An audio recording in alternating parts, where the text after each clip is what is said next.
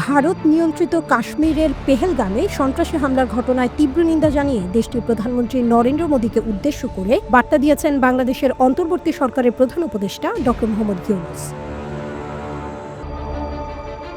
বার্তায় তিনি বলেন, কাশ্মীরের পেহেলগামে সন্ত্রাসী হামলায় প্রাণহানির ঘটনায় আমার গভীর সমবেদনা গ্রহণ করুন। আমরা এই জঘন্য হামলার তীব্র নিন্দা জানাই। আমরা আবারও নিশ্চিত করছি যে সন্ত্রাসবাদের বিরুদ্ধে বাংলাদেশের অবস্থান সবসময় দৃঢ়।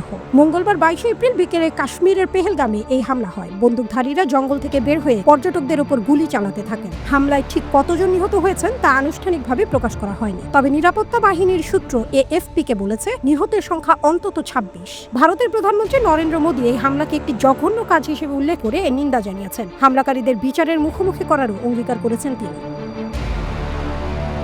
এদিকে এ হামলার সঙ্গে যারা জড়িত তাদের বিচারে মুখোমুখি করা হবে বলে জানিয়েছেন দেশটির প্রতিরক্ষা মন্ত্রী রাজনাথ সিং। এছাড়া এ হামলায় যারা পেছন থেকে কলকাঠি নেড়েছে তারা শিগগিরই কঠোর জবাব পাবে বলে হুমকি দিয়েছেন তিনি। কাশ্মীরে এই ধরনের হামলা হলে সাধারণত পাকিস্তানকে দায়ী করে ভারত, যদিও এবার পাকিস্তানের ওপর দোষ চাপিয়ে রাজনাথ সিং সরাসরি কিছু বলেনি। তবে তিনি জানিয়েছেন হামলার পরিকল্পনা যারা সাজিয়েছে তাদের উপযুক্ত জবাব দেওয়া হবে। গতকাল মঙ্গলবার 22 এপ্রিল কাশ্মীরের পেহেলগামে সশস্ত্র গোষ্ঠীর হামলায় 26 জন নিহত হন, যাদের প্রায় সবাই হিন্দু পর্যটক। নিহতদের মধ্যে স্থানীয় এক মুসলিম যুবকও আছেন। তিনি সেখানে ঘোড়ার উপর মানুষ চড়িয়ে জীবিকা নির্বাহ করতেন। রাজনাথ হুমকি দিয়ে বলেন, পাহালগামে কাপুরুষিত হামলায় আমরা অনেক নিরীহ মানুষকে হারিয়েছি। আমরা এই ঘটনায় গভীরভাবে মর্মাহত। যেসব পরিবার প্রিয়জনকে হারিয়েছেন তাদের প্রতি সহমর্মিতা জানাচ্ছি।